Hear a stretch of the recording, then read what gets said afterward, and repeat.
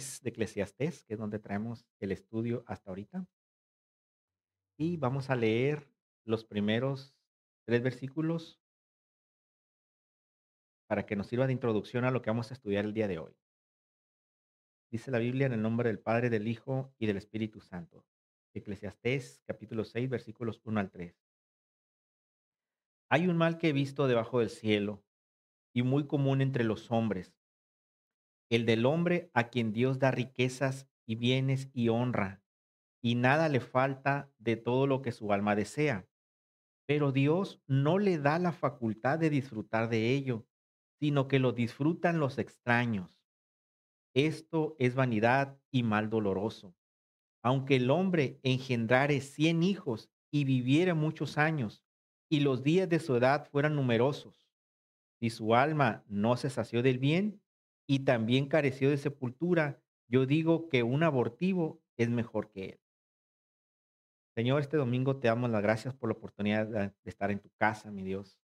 Te pedimos que este día tú, Señor, añadas más bendición a tu palabra, Señor, y que este tu evangelio, Señor, que se va a predicar hoy, caiga en tierra fértil, Señor, que dé fruto al ciento por uno, Señor, que hable a nuestro corazón, que hable a nuestra conciencia, que también hable a nuestro intelecto, pero que sobre todo, Señor, nutra nuestra alma, Señor, que es lo principal.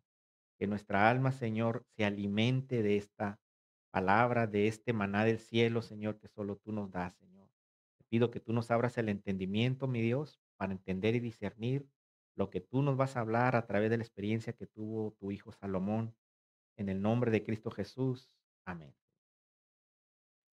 Bueno, hermanos, pues este tema que vamos a hablar el día de hoy sobre las riquezas, pero desde un punto de vista donde el rey Salomón, el hombre más rico del mundo, no pudo disfrutar lo que Dios le dio, riquezas, fama, no lo pudo disfrutar y él lo expresa aquí en este capítulo. Él lo tenía todo de acuerdo a lo que la Biblia nos enseña, pero llegó un tiempo en que todo eso lo desvió y desvió su corazón y perdió el horizonte eh, a lo que Dios lo había mandado llamar y que hiciera con su pueblo. Así que eso pasó hace muchos años, pero en la actualidad, hermanos, podemos comparar que con lo que sucede actualmente en las iglesias. En nuestras iglesias han sido invadidas por doctrinas extrañas, por doctrinas que desvían el corazón de los cristianos, sobre todo el de los hermanos que no han tenido un discernimiento en la palabra de Dios y que no han sido instruidos por parte de los líderes de las iglesias, de los pastores, de los maestros, porque la mente de ellos también está desviada de lo que es la voluntad de Dios. Y una de esas tantas perversidades, hermanos, pues, ha sido el evangelio de la prosperidad. Esta doctrina o esta enseñanza empezó por allá en la década de los 50, hermanos. Se le debe principalmente a un pastor llamado Oral Roberts. Él, en muchos sentidos, ha sido reconocido como el pionero del evangelio de la prosperidad de nuestra era moderna.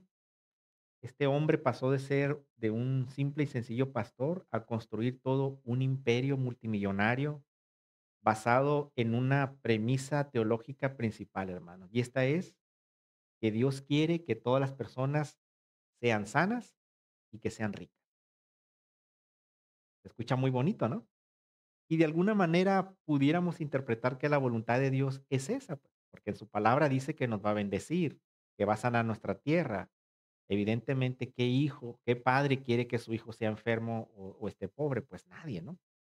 Así que este hombre se aprovechó de esa aparente revelación y enseñó y defendió su creencia de que Jesús quería que prosperáramos materialmente, hermanos, y que tuviéramos salud física y que tuviéramos paz y poder en nuestras almas. Así que este hombre tergiversó la escritura principalmente basándose en lo que dice Tercera de Juan, capítulo 1 versículo 2, donde Juan se dirige específicamente al hermano Gallo.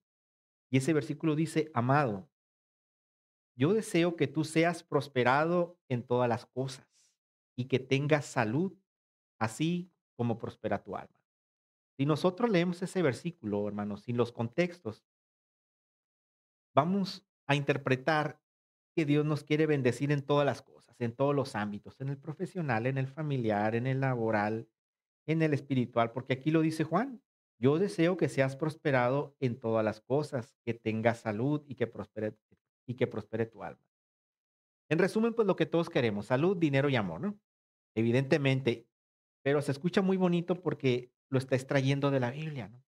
Y si lo extrae de la Biblia, pues es la voluntad de Dios. Y si es la voluntad de Dios, pues es algo que tenemos que aprovecharnos, ¿verdad? De alguna manera.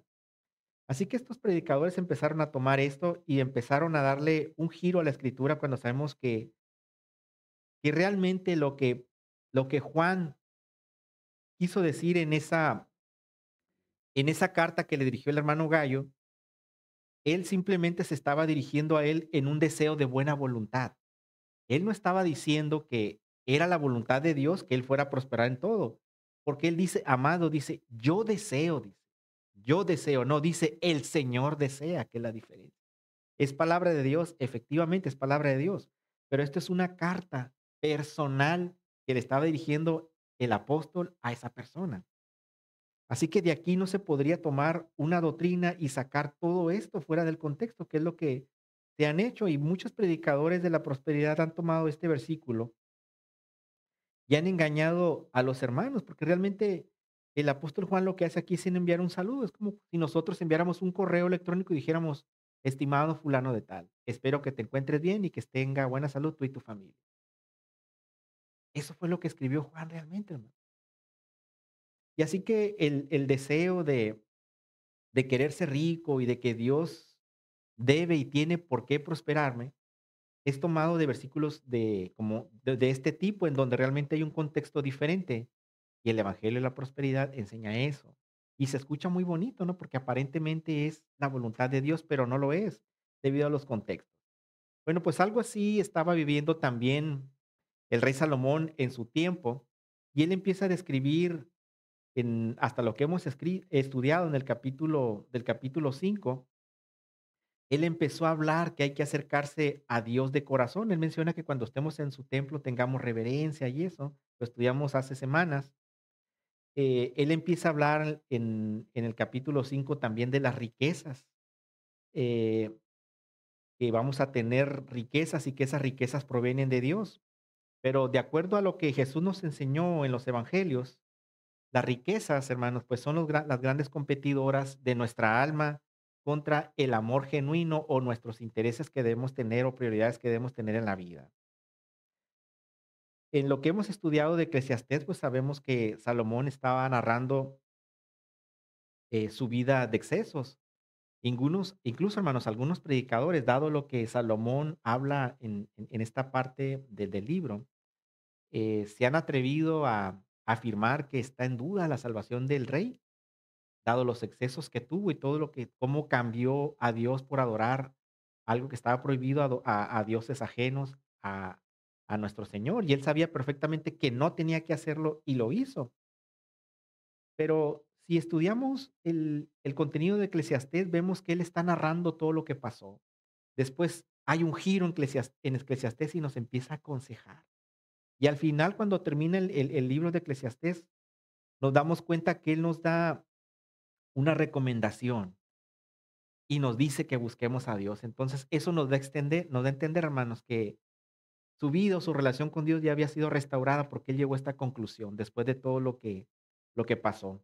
Así que en este capítulo 6 hermanos, el rey Salomón aborda un tema de lo que significa vivir para las cosas materiales y de cómo este vivir en las cosas materiales y estar deseando siempre riquezas y cosas materiales son una falsa ilusión que nos alejan de las promesas que Dios tiene para nosotros. Veamos el versículo 1 del capítulo 6. Salomón dice, hay un mal que he visto debajo del cielo y muy común entre los hombres. Aquí Salomón, hermanos, empieza con un tema diferente respecto al capítulo 5, porque aquí empieza a decir que empieza diciendo que es un tema muy común entre los hombres, pero no perdamos de vista la frase que dice debajo del cielo. No perdamos esa frase. Vamos a ver qué es eso, debajo del cielo. Él dice que debajo del cielo pasan cosas comunes entre los hombres, es decir, en nuestra vida cotidiana, ¿no? Versículo 2. El del hombre a quien Dios da riquezas y bienes y honra, y nada le falta de todo lo que su alma desea. Pero Dios no le da la facultad de disfrutar de ello, sino que lo disfrutan los extraños. Esto es vanidad y mal doloroso. Bueno, aquí Salomón empieza a describir a un personaje a quien Dios le está dando riquezas, le está dando bienes y le está dando honra. ¿Quién pudiera ser ese personaje, hermano? Pues el mismo, ¿no? Y lo vamos a comprobar porque vámonos a Segunda de Crónicas, capítulo 1, versículo 11.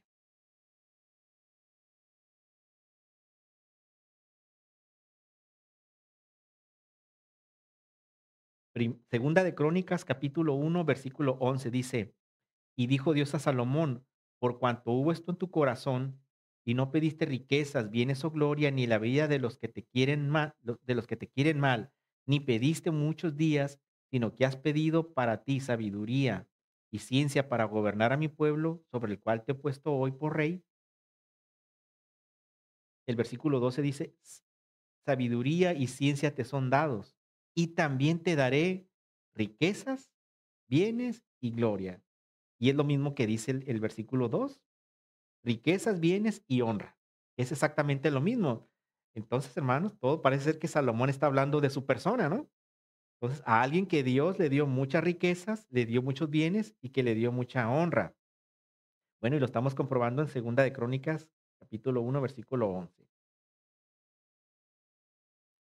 Por lo que interpretamos entonces, hermanos, que el rey pues tuvo todo, todo lo que pudiera desear su corazón. Fue un hombre muy rico. Ahorita sabemos que el hombre más rico del mundo es Elon Musk, pero la Biblia dice que no hubo hombre tan sabio ni tan rico como Salomón. Entonces, Elon Musk tiene miles de millones de dólares. ¿Cuánto habrá sido para ese tiempo lo que tendría el rey Salomón? Incalculable o incontable la riqueza que él haber tenido, me imagino, ¿verdad? Así que este hombre, teniéndolo todo, no tenía el favor de Dios para disfrutar todo lo que tenía, ¿no? Tratemos de comprender esto en nuestra mente, hermano. Imagínate que tienes una cuenta de banco interminable, que tienes una mansión de casa, que tienes infinidad de carros, que tienes salud, que eres un personaje importante en la vida, no sé, alguna autoridad tal vez, un gobernante, y que no disfrutes nada, hermano, de que no saborees la vida por, por todo lo que Dios te ha dado, ¿no? Porque Dios no ha dado la facultad de que lo disfrutes. Eso le estaba sucediendo a Salomón, porque dice que Dios no le da la facultad de disfrutar de ello, sino que lo disfrutan los extraños. Y con esto comprobamos que sigue hablando de él, porque posiblemente Salomón tenía en mente a su hijo Jeroboam. Si recuerdan, hermanos, en las reuniones de los jueves, cuando discutimos las lecturas, llegamos al punto en Reyes, en la transición que iba a haber del reinado de Salomón a su hijo. Y dado a toda la maldad que hizo el rey Salomón, el Señor decidió dividir a la nación. Y Salomón, pues evidentemente quería que reinara Jeroboam, su hijo, pero él sabía que no iba a ser buen rey. Y esto era porque su hijo era muy ambicioso. Así que cuando muere el rey, su hijo Roboam es una persona necia, falta de sabiduría, y provoca la división del reino al subir los impuestos a la nación, y el pueblo se divide en dos grandes naciones, por lo que hemos entendido, ¿no? Así que Salomón dice que lo disfrutarán los extraños, es decir, Jeroboam, alguien que no era de la familia, se quedó con un país con 10 tribus, se quedó con la gran mayoría de las riquezas que tanto Salomón guardó y se fueron al reino del norte y lo disfrutó un extraño. Así que Salomón sabía que el fruto de su trabajo lo iban a disfrutar otros extraños, y eso fue lo que le pasó, hermano. Llegaron otras personas, en este caso fue Jeroboam, y disfrutó del trabajo de otra persona. Así que, hermanos, el punto es que el Señor es el dador de todas las cosas, de los bienes que tenemos, de las riquezas que podamos tener, pero también Él es el dador de lo que podamos disfrutar de sus bienes, hermano. Él nos da eh, la bendición de que podamos tener un buen empleo, de que podamos tener una fuente de ingresos y también nos da la capacidad para que nosotros podamos disfrutar de esa bendición. Ahora, veamos el contraste que existe entre el capítulo 5 y el capítulo 6. Eclesiastés capítulo 5, 18, que era lo que estudiamos la semana pasada, dice, he aquí pues el bien, dice Salomón, que yo he visto, lo bueno que es comer y beber y gozar uno del bien de todo su trabajo con el que se fatiga debajo del sol todos los días de su vida que Dios le ha dado, porque esta es su parte. Aquí Salomón dice que después de todo el trabajar que hacemos, después de todo el esfuerzo que hacemos, tenemos de parte de Dios la facultad de disfrutar de nuestro trabajo, de disfrutar de nuestro dinero, de las cosas que nos ha dado. Ahora veamos, vamos a ver qué dice Eclesiastés 6:1. Ahora dice, hay un mal, dice todo lo contrario, ¿no? Ahora de lo bueno, ahora dice, hay un mal que he visto debajo del cielo y muy común entre los hombres. El capítulo 5:19 dice, asimismo a todo hombre a quien Dios da riquezas y bienes y le da también facultad para que coma de ellas y tome su parte y goce de su trabajo, esto es un don de Dios. Aquí dice que el Señor nos da esa facultad de disfrutar lo que tenemos y que es un don, es una gracia, es un regalo de parte de Dios. Si nos vamos al contraste en Eclesiastés 6:2 dice, el del hombre a quien Dios da riquezas, bienes y honra, y nada le falta de todo lo que su alma desea, pero Dios no le da la facultad de disfrutar de ello, sino que lo disfrutan los extraños. Esto es vanidad y un mal doloroso. Aquí vemos dos contrastes, ¿no, hermano? Dios dando riquezas, pero en una de ellas Dios da la facultad de disfrutarlo, y del otro lado Dios da la tragedia de tenerlo todo y de no poder disfrutarlo, ¿no? Imaginémonos entonces cómo se sentía de frustrado el rey Salomón, ¿no? Veía esa gran tragedia de que él lo tenía todo, pero que no tenía en ese tiempo, hermanos, cuando él se desvió la gracia de Dios para disfrutar todo lo que Dios le había dado. Y al final decía, pues, ¿de qué me sirve tener todo esto? Toda esta vanidad todo esto es vanidad y todo esto es un mal innecesario que yo estoy sufriendo. Veamos el versículo 3. Aunque el hombre engendrare 100 hijos y viviere muchos años, y los días de su edad fueran numerosos, si su alma no se sació del bien y también careció de sepultura, yo digo que un abortivo es mejor que él. En el Antiguo Testamento, hermanos, la persona que recibía riquezas era un sinónimo de que la gracia de Dios estaba con él. Y si nos vamos al Antiguo Testamento, reconocemos principalmente a dos personajes que eran muy ricos. Uno de ellos fue Job y el otro fue Abraham. Y evidentemente Dios estaba con ellos. Y dentro de esa gracia de que Dios estaba con ellos, pues Dios los hizo inmensamente ricos a ambos, ¿no? Bueno, también era una bendición en ese tiempo, de acuerdo a lo que estamos estudiando los contextos, el tener muchos hijos. Dice aquí Salomón que el hombre que engendrare 100 hijos. Vamos a ver qué dice el Salmo 127,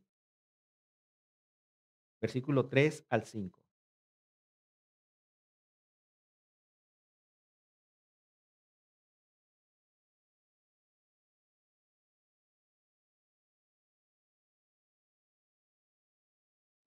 He aquí, herencia de Jehová son los hijos, cosa de estima el fruto del vientre. Como saetas en manos del valiente, así son los hijos sabidos en la juventud. Bienaventurado el hombre que llenó su aljaba de ellos. No será avergonzado cuando hablare con los enemigos en la puerta. Bueno, entonces esto respalda lo que está diciendo el rey Salomón, que el que tuviera muchos hijos iba a ser un hombre bendecido. Así que Salomón decía que esta persona, este personaje del que está hablando, no era una persona únicamente muy rica, sino que aparte tenía una familia muy numerosa y que aparte gozaba de muy buena salud, por lo que estamos leyendo. No tiene nada de qué preocuparse, pero no disfrutaba su riqueza. Ahora, esto de lo que dice Salomón de que tuvieran 100 hijos, no lo dijo de manera hipotética, porque en la Biblia en aquellos tiempos podemos entender que había personajes bíblicos que tuvieron muchos hijos, hermanos. Por ejemplo, recordemos a Gedeón en Jueces, y nos vamos aquí rapidito a Gedeón, a la historia de Gedeón en Jueces, capítulo 8.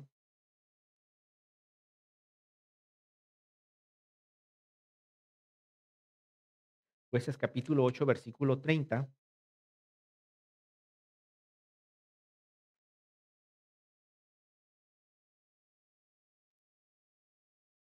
Dice: "Y tuvo Gedeón 70 hijos que constituyeron su descendencia porque tuvo muchas mujeres".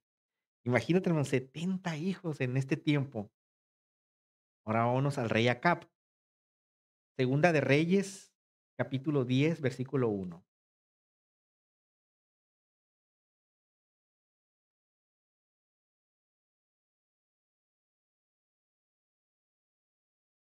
Segunda de Reyes, capítulo 10, versículo 1. Tenía Acab en Samaria 70 hijos, y Jehú escribió cartas y los envió a Samaria a los principales de Jezreel, a los ancianos y a los ayos de Acab, diciendo: 70 hijos. Hay otro personaje en la Biblia que nos describe cuántos hijos tuvo: Roboam. Segunda de Crónicas, capítulo 11, versículo 21.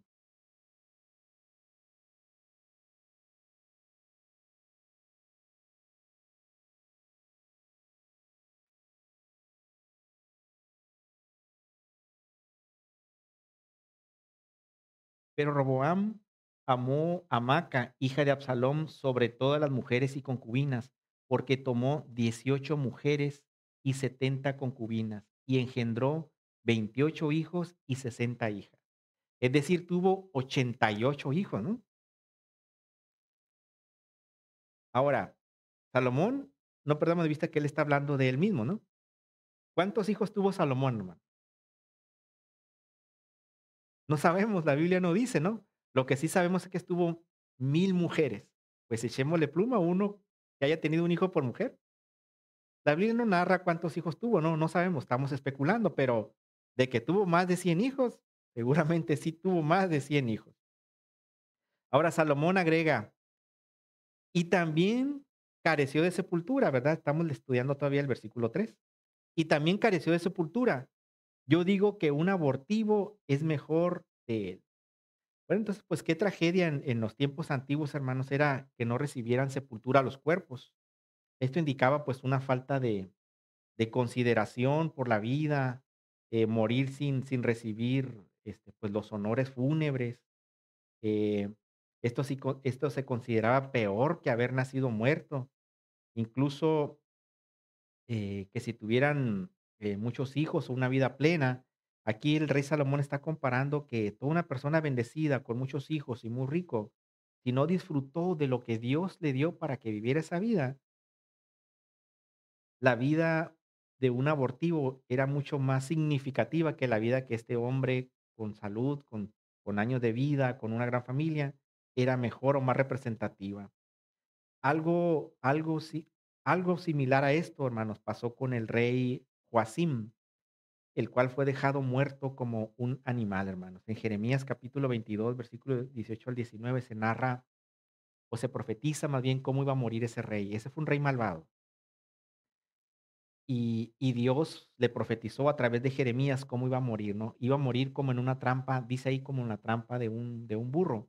En aquellos tiempos, cuando los burros, hermanos, caían como en una especie de hoyos, ellos pues estaban vulnerables a las aves de rapiña. Entonces el Señor dio a entender que esta persona que iba a morir muerto como un animal y que las aves del campo se lo iban a comer, ¿no? Así que ese rey, Joacim, hermano, murió sin gloria y murió con una maldición terrible, ¿no? Entonces Salomón dice, hermanos, que una persona que nunca nació un abortivo está en ventaja contra alguien que lo tuvo todo y no lo disfrutó. Así que en el versículo 4 nos explica por qué. Versículo 4 dice, porque en vano viene, o sea, el abortivo, ¿no? El niño que no nació, y a las tinieblas va, y con tinieblas su nombre es cubierto. Versículo 5 dice: "Además, no ha visto el sol ni lo ha conocido, más reposo tiene este que aquel". Aquí, aparentemente, por lo que nos habla de las tinieblas, parece ser que el abortivo nace y parece ser que se va a las tinieblas, ¿no? Es decir, parece ser que se va al infierno. Es lo que aparentemente entendemos, pero no es literal lo que dice aquí. Si nosotros leemos la versión, la traducción al lenguaje actual, esos versículos dice: "Porque ese niño nunca llegó a ver la luz, ni supo nada. Tampoco nadie supo nada de él, ni siquiera su nombre. Sin embargo, tuvo más tranquilidad". Bueno, y con eso despejamos la duda que no se refiere a eso. No se refiere a que el niño abortado esté condenado. Esos niños son salvos, evidentemente, sino se refiere más bien que ellos no vieron la luz. Así que un niño que nacía muerto, de acuerdo a Salomón, tiene más paz que el rey, que lo tuvo todo menos descanso y paz. Imagínate esa escena, hermano. El hombre más multimillonario del mundo, que lo tiene todo, su vida es más significativa, la vida es más significativa de alguien que no tuvo derecho a nacer por lo que haya pasado, que la vida de todo un rey muy rico y multimillonario. Qué increíble contraste, ¿no? Hasta qué extremos llegó el rey de describirse de lo que estaba viviendo. Versículo 6. Porque si aquel viviere 1000 años 2 veces, sin gustar del bien, ¿no vamos todos al mismo lugar? Ahora resulta que Salomón nos está diciendo que tiene más reposo o más descanso el niño que era abortado que una persona que viviere 2000 años. Aquí dice que viviere 2000 años 2 veces, o sea, 2000 años, sin disfrutar lo que tiene, hermano. Y después nos dice, ¿no vamos todos al mismo lugar? Bueno, todos estamos destinados a la eternidad, no en el mismo lugar. En aquel tiempo, pues evidentemente Salomón no tenía conocimiento sobre el lugar que Jesucristo nos había preparado para estar con él. Ellos solo sabían que había el Seol y no había más para ellos. No era un lugar de tormento, ¿no? Era un lugar que nosotros entendemos que era una antesala a lo que el Señor iba a preparar, ¿no? Y esa era la mente de ellos, el razonamiento de ellos, que todos iban al mismo lugar en ese tiempo. Versículo 7. Todo el trabajo del hombre es para su boca, y con todo eso su deseo no se sacia. Así que nosotros, hermanos, trabajamos por el pan que comemos para satisfacer nuestras necesidades físicas, pero ese pan o ese alimento que nosotros tenemos no sacia nuestra alma, hermano. Y esa insatisfacción que siente el alma es porque no tenemos o no tenemos una buena costumbre por desarrollar una vida espiritual con Dios. Eso es lo que le pasa a la gente que a veces toma la decisión de quitarse la vida, es porque únicamente están comiendo un pan material y no están comiendo un pan espiritual. Salomón intuyó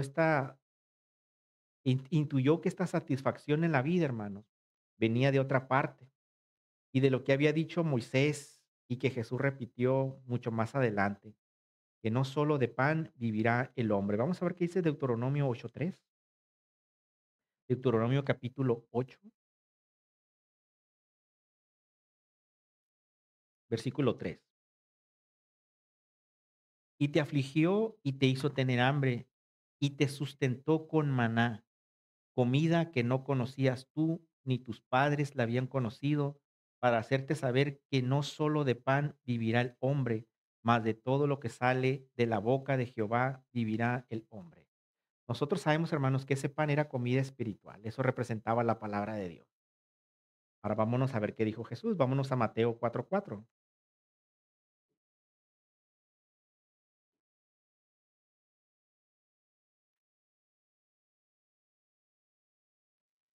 En el contexto sabemos que Jesús estaba siendo tentado y estaba haciendo un ayuno de 40 días. Él respondió y dijo, escrito está, no solo de pan vivirá el hombre, sino de toda palabra que sale de la boca de Dios. ¿Qué significa esto, hermano? Pues que la oportunidad o la gracia que Dios da para que disfrutamos lo que tenemos proviene de Dios. La alegría que podamos tener en la vida, en la escasez o en la abundancia, en la pobreza o en la riqueza, la alegría de vivir la vida y de sentirnos plenos, proviene de Dios. Eso es un regalo de Dios, hermanos. Así es que no solo de pan vivimos, sino vivimos de la gracia de Dios. Regresamos a Eclesiastés, al versículo 8. Porque, ¿qué más tiene el sabio que el necio? ¿Qué más tiene el pobre que supo caminar entre los vivos? La pregunta, ¿qué más tiene el sabio que el necio? Pues la sabiduría, hermanos, el conocimiento. Pero tanto el sabio como el necio tienen hambre. Tanto el sabio como el necio tienen necesidad espiritual. Bueno, el sabio tiene más ventaja en el conocimiento, pero ambos experimentan el hambre. Salomón, de ser un hombre sabio, rico, por la pregunta que vemos aquí, se hizo necio. Y por lo que describe Eclesiastés, hizo de todo. Ahí dice que se entregó a todos los placeres habidos y por haber. Se hizo un hombre común y trató de ser feliz como un hombre común. Imaginémonos algo irreal, ¿no? Salomón renuncia a su vida de rey por experimentar cómo vive un necio. Imaginémonos en nuestros tiempos, ¿no? Se compra una casita de Infonavit, saca su crédito, se endeuda en un carro, va a una tienda de muebles y se endeuda de por vida con muebles, se compra un iPhone 20 y se endeuda. Vive en una colonia popular porque él quería saber qué era vivir como vivir como una persona común, vamos a decirlo así. Y cada domingo o cada sábado tiene la bocina a todo lo que da, escuchando su música favorita. Y para rematar, pues junta a sus amiguitos de siempre a su bolita y siempre van por sus bebidas refrescantes alcohólicas para pasarla bien, ¿no? Y esa es la rutina del necio cada domingo, cada domingo, cada domingo y cada domingo, ¿no? Y al final, al siguiente primer día laboral, porque tiene que ir a trabajar a una maquiladora, va con un dolorón de cabeza, trae una jaqueca o una cruda tremenda. Y eso es algo recurrente de los necios cada fin de semana, ¿no? Y al final Salomón concluye, los ricos no disfrutamos los que tenemos, dice, y los necios son necios en su manera de vivir y no hay gloria en esto. Es una necedad vivir de esta manera, no llegamos a nada. Hay una insatisfacción en la vida que tratan de cubrir con alcohol o con fiestas o con aparentar tener lo que no tenemos.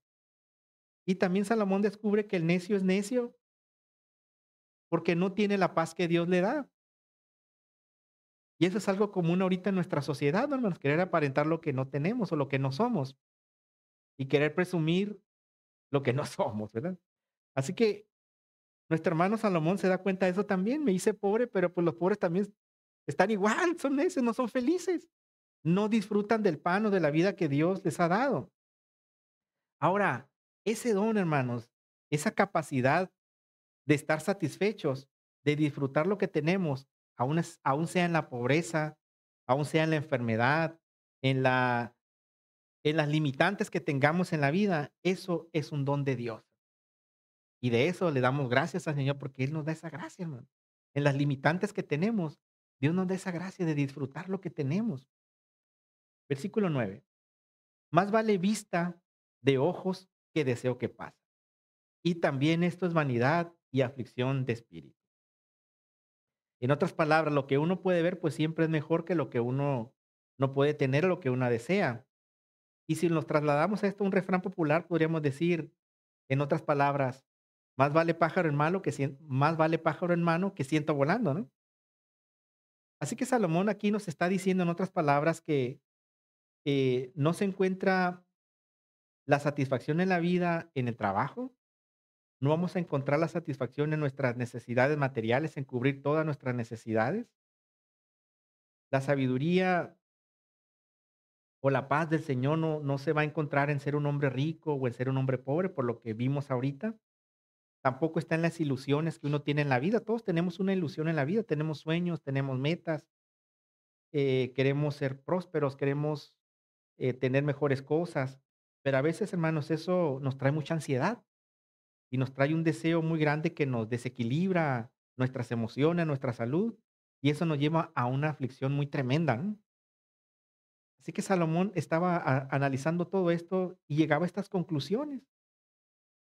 Mejor me quedo con lo que tengo y no estoy pensando en vanas cosas en vanas cosas en las cuales voy a sufrir mucho para alcanzarlas. Hasta este punto, hermanos, hasta el versículo 9, estamos llegando exactamente a la mitad del libro de Eclesiastés.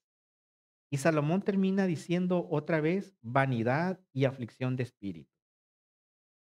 Asimismo, él repite mucho lo que decíamos al principio, que tomáramos en cuenta que era lo que hay debajo del sol.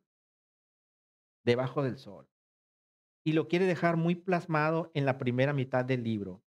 Lo que hay debajo del sol, lo que hemos estudiado, hermanos, del capítulo 1 hasta lo que vamos de este capítulo 6 al versículo 9, lo que Salomón quiere darnos a entender con toda su experiencia es que todo lo que hay debajo del sol, sin la intervención de Dios en nuestra vida, es vana y es aflicción de espíritu. Hagamos lo que hagamos, debajo del sol. En contraste, a continuación ahora los versículos 10 al 11 al 12 son una introducción de la segunda mitad del libro de Eclesiastés, y ahí la narración del predicador cambia. Pero si lo vemos en contexto a la primera parte del libro, es una conclusión de lo que Salomón nos ha querido enseñar, que todo lo que hay debajo del sol sin Dios no es nada. Y lo que Salomón va a enfatizar ahora en estos 3 versículos es que Dios, hermanos, es soberano, que Dios está en control de todas las cosas. Dios tiene el dominio y Él hace lo que Él quiere.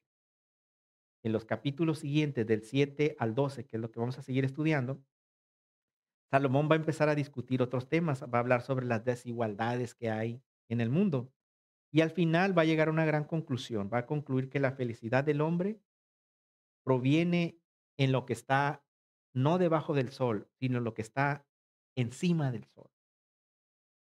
Y que lo que está debajo del sol puede provocar ansiedad, soledad, muerte, tristeza y soledad.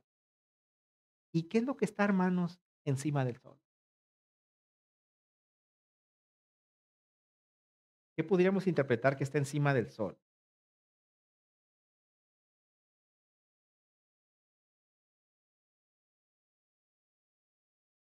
¿Qué nos decía el apóstol Pablo que buscáramos qué cosas, hermano? Las cosas espirituales, ¿verdad? Y esas cosas espirituales representan que cultivemos una vida sana, una vida espiritual buscando a Dios. Eso es lo que hay arriba del sol, hermanos.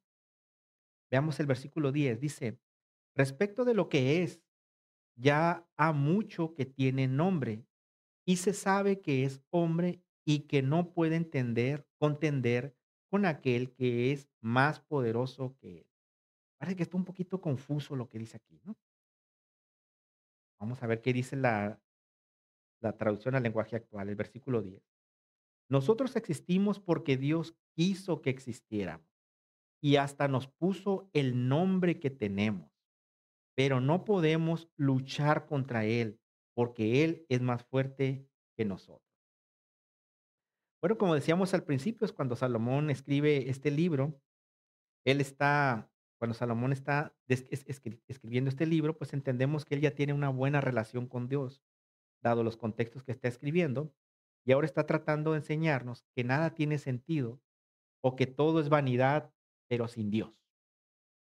Él dice que no podemos luchar contra la voluntad de Dios, hermanos, por lo que estamos entendiendo en lo que estamos leyendo en el versículo 10. No podemos contender, dice, con aquel, y todavía dice con A mayúscula, es decir, con Dios, que es más poderoso que él. O sea, con el hombre necio no puede contender contra aquel porque es más poderoso que él en todos sentidos. Hace bueno, algunos años, hermanos, un rabino escribió un libro que se llamó Cuando las cosas malas le pasan a la gente buena. A este rabino, hermanos, tuvo una tragedia, le falleció su hijo, ¿no? Entonces él estuvo muy dolido con Dios, estuvo muy sentido. Y él se puso a reflexionar en eso y escribió este libro. Y dado el sentimiento de este hombre, él torció la doctrina, hermanos. Y al final de este libro, él concluye que nosotros tenemos que perdonar a Dios por los errores que él comete. Eso fue lo que él concluyó. Y esa predicación la hemos escuchado en algunos predicadores falsos, donde dice que tenemos que perdonar a Dios. Cuando las cosas malas nos suceden, en este caso a él que le dolió mucho haber perdido a un hijo, él le echaba la culpa a Dios que dentro de su voluntad, que dentro de sus planes había un error. Y ese error era haber que Dios hubiera permitido que falleciera su hijo, sabiendo que era un ser muy amado para él, ¿no? Así que, pues, evidentemente es una incoherencia bíblica lo que él está diciendo, hermanos. Nosotros no podemos hacer eso. Aquí el sabio nos dice que no podemos contender con aquel que es más poderoso que nosotros. Y de ahí se tomó una doctrina, hermanos, donde se enseñó que nosotros teníamos que perdonar a Dios. Imagínate, ¿no? Vamos a decirle a Dios que te perdonamos, Señor, pero no lo vuelvas a hacer. Por favor, a ese grado. Pero eso es, hermano, porque en esos lugares queremos escuchar las cosas que nos gustan o las cosas que nos promete la mejor oferta religiosa, ¿verdad? No queremos batallar. Y mucha gente está ahí. También escuché alguna vez el caso de una hermana que era muy pobre y que la invitaron a que tuviera que hacerle un pacto al Señor, ¿no? Páctale al Señor para que te saque de la pobreza. Dijo, hermano, pues es que somos muy pobres, mire nuestra casa. Dice, no tenemos nada que dar, batallamos con la comida. Oye, pero ¿a poco no tiene nada que dar? No, pues la única gracia que tenemos es que mi esposo se jubiló hace años de no sé dónde, dice, y pues eso le da derecho a pedir un préstamo en el banco. Y el pastor, mi hermana, se está tardando. Pues la hermana le dice al esposo que saque un préstamo en el banco, hermano. Se endeudan no sé por cuánto y lo dan como un pacto al Señor para que Dios lo sacara de la pobreza. Los hermanos siguieron peor de pobres. El hermano no quiere saber nada de la iglesia, por eso que le pasó. La hermana por un tiempo se cambió de iglesia tratando de encontrar la verdad. Se le explicó mucho eso, de que fue un error del pastor y todo eso. Se congregó en una iglesia reformada, pero no le gustó lo que le estaban diciendo y al final la hermana regresó a la iglesia donde la estafaron, hermano. ¿Por qué? Porque le hablaban más bonito de la palabra de Dios ahí. Eso es muy triste, hermano, pero son cosas que están sucediendo. Y eso es porque la gente, hermanos, quiere lo fácil, lo rápido, lo bonito, lo que nos queremos escuchar que Dios nos bendice y nos ama, pero no queremos escuchar el otro lado de la moneda, que todas las bendiciones, hermanos, todas las bendiciones que vienen de Dios están condicionadas. Nosotros leemos Deuteronomio 28 y se escucha bien bonito, pero al final dice que si buscamos a Dios, esas cosas nos van a suceder. Y después la otra mitad del capítulo 28 dice que si no lo buscamos o si no hacemos la voluntad, nos va a pasar todo lo malo que dice ahí, ¿no? Pero eso no nos gusta predicar, pastor. Eso no, porque pues no, pues ¿cómo? ¿Por qué? No, yo quiero que Dios me bendiga. Yo no quiero que Dios me bendiga, pero yo no quiero pagar el precio. Y el precio que tenemos que pagar, hermanos, pues es ya la palabra de Dios. Es todo lo que tenemos que hacer. Vamos al versículo 12, hermano. Porque, ¿quién sabe cuál es el bien del hombre en la vida?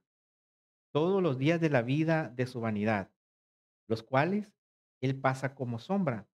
Porque, ¿quién enseñará al hombre qué será después de él debajo del sol? Bueno, vamos a ver qué dice la otra versión de la Biblia para que nos quede más claro. En realidad no sabemos qué es lo mejor para nosotros.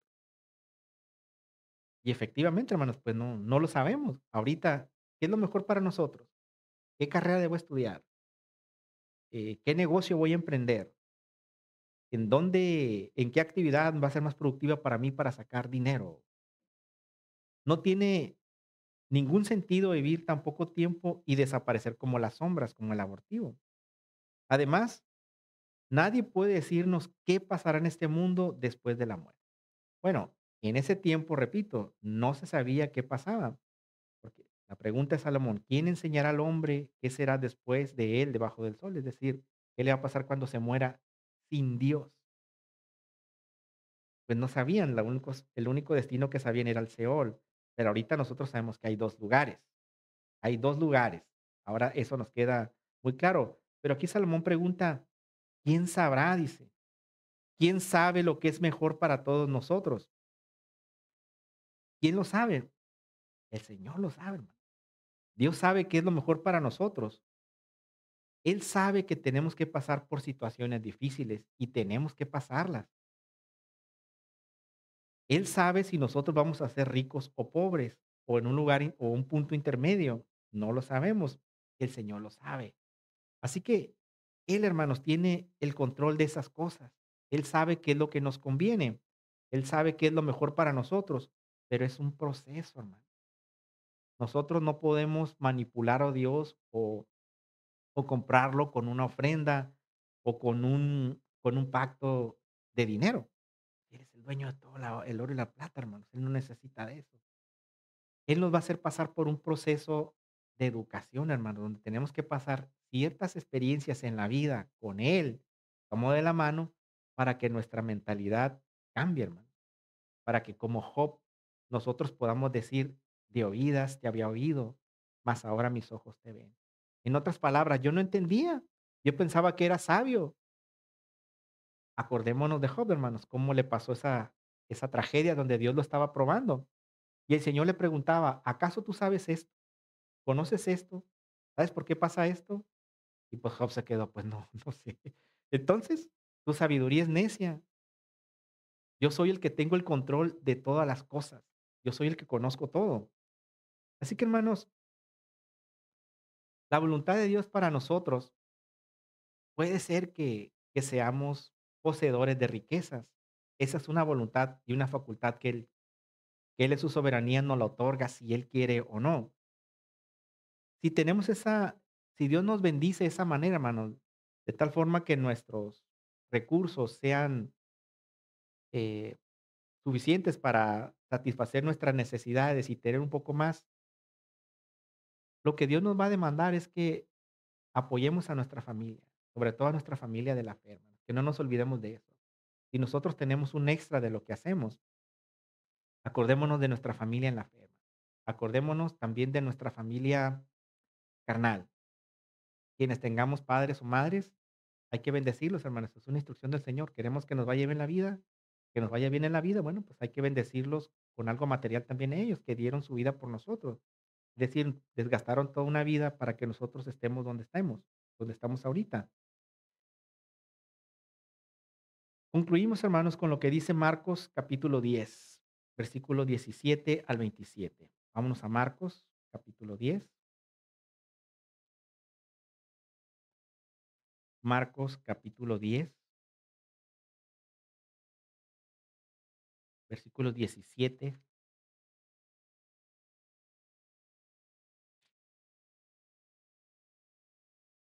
Es un pasaje muy conocido, el joven rico. Dice, al salir él para seguir su camino, vino uno corriendo e hincado la rodilla delante de él le preguntó, Maestro bueno, ¿qué haré para heredar la vida eterna? Jesús le dijo, ¿por qué me llamas bueno? Ninguno hay bueno sino solo Dios. Los mandamientos sabes, no adulteres, no mates, no hurtes, no digas falso testimonio, no defraudes, honra a tu padre y a tu madre. Él entonces respondiendo le dijo, Maestro, todo esto lo he guardado de mi juventud. Entonces Jesús mirándole, le amó porque él sabía que era cierto, ¿no? Y le dijo, una cosa te hace falta. Anda, vende todo lo que tienes y dalo a los pobres y tendrás tesoro en el cielo.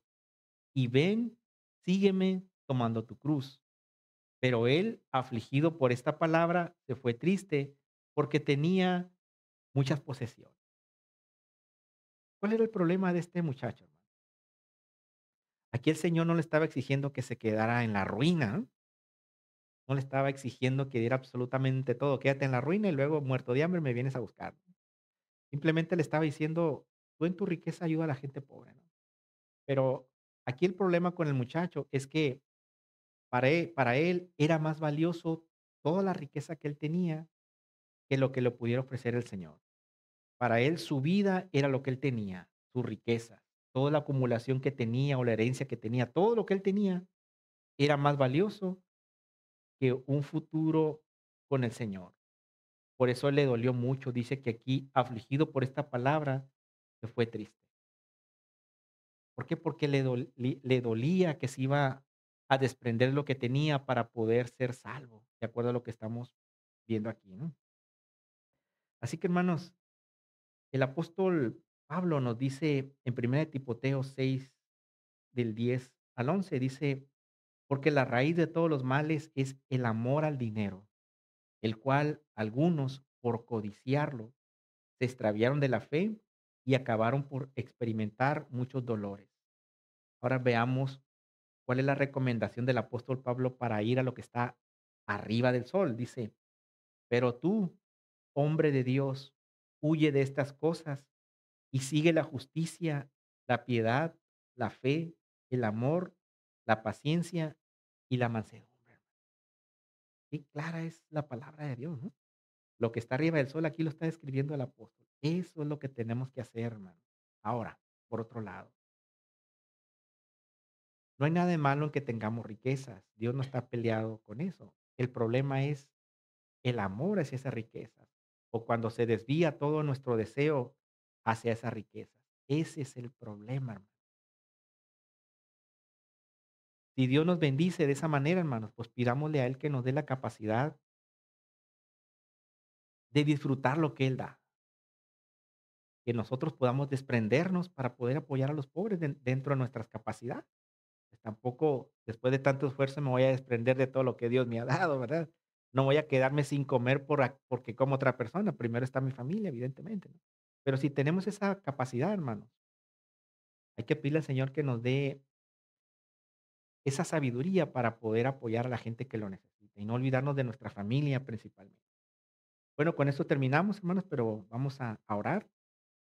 Señor, te damos gracias por tu palabra, Señor, porque ahorita la experiencia de otros nos sirve, Señor, como palabras de acción para el futuro o lo que estamos viviendo, Señor. Como dice Proverbios 30, no nos des pobreza ni riqueza, Señor. Manténnos del pan necesario. No sea que nos saciemos y después te neguemos y digamos, ¿quién es Dios? O que siendo pobre robemos y en base a esa necesidad blasfememos tu nombre por la necesidad que estamos teniendo, Señor. Te pedimos, Señor, que tú nos des del pan necesario para vivir y un adicional más, Señor, para poder compartir para quienes no lo tienen, Señor, para quienes no tienen esperanza, Señor, o quienes han perdido la fe en ti, Señor. Danos esa capacidad de poder compartir lo que tú nos has dado, de bendecir a nuestra familia, de la fe, a nuestra casa, a nuestra familia carnal, Señor, también. Te pido, Señor, que nuestros hermanos en esta iglesia, Señor, tengamos esa capacidad, Señor, de disfrutar lo que tú nos das. Te pido que tú nos des ese don, Señor, ese regalo de disfrutar las bendiciones que tú nos das, Señor, los hogares que tenemos, las cosas materiales que nos das, porque no es malo que tengamos posesiones. Lo malo es que todo nuestro corazón se vaya sobre esas posesiones. Ayúdanos a disfrutar de lo que tú nos das, Señor, de la vida que nos das, de las bendiciones que tú nos das, sin olvidarnos nunca, Señor, que nuestros ojos deben estar puestos en lo que está arriba del sol y no abajo del sol, porque todo eso es vanidad, de acuerdo a lo que nos enseña tu Hijo Salomón. En el nombre de Cristo Jesús. Amén. Bueno, hermanos, Dios los bendiga.